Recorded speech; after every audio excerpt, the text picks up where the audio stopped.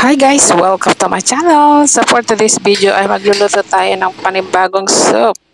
At ito ay ang apple soup. So ito ang mga ingredients natin guys. Carrots, apple, pork bone, and red dates. So hugasan ko ito mamaya guys and tatanggalin ko yung seeds. So yan, 4 lang ang ating mga ingredients. So babalitan natin yung carrots, saka natin i-chop.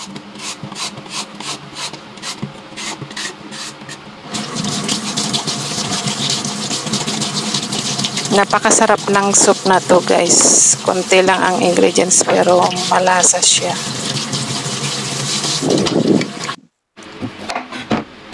So, i-chop natin ng malalaki. I-boil nga pala natin to ng 2 hours. Ayan, ikakat din natin yung apple. Hindi na natin babalatan. Tatanggalin lang natin yung seeds. At saka yung matigas sa gitna.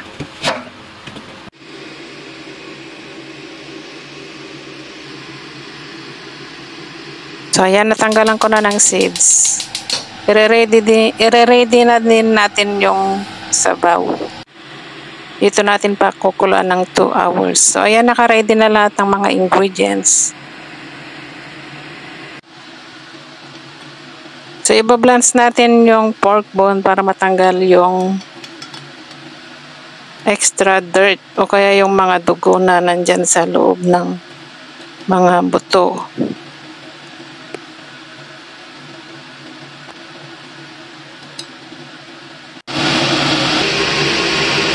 And then saka natin huhugasan para matanggal yung mga nakadikit na namuong dugo sa loob.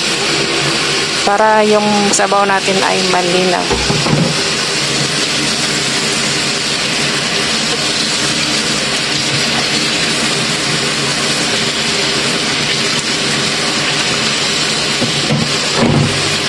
Ayan guys, ganyan lang kasimple.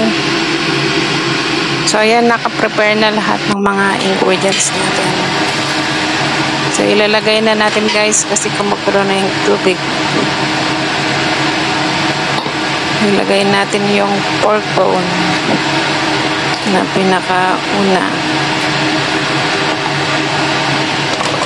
Then, ang carrots. Yung apples. And red dates. Then dadagdagan din natin guys ng salt para may pag-balance yung lasa para hindi gaanong matamis. So yan guys, pakukulaan natin to ng 2 hours. So see you later. And then i-low fire na natin guys.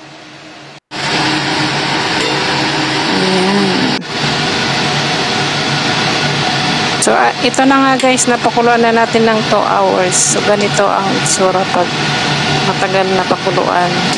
Napakasarap at napakalasa. So, nag-balance yung tamis ng apple, ng carrots. At may konting salt. So, ayan. Isi-serve na natin guys.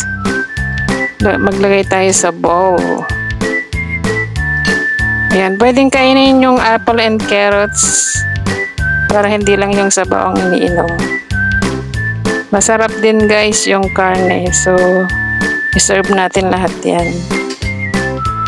So, yan guys. Thanks for watching. Please like and subscribe. Bye-bye!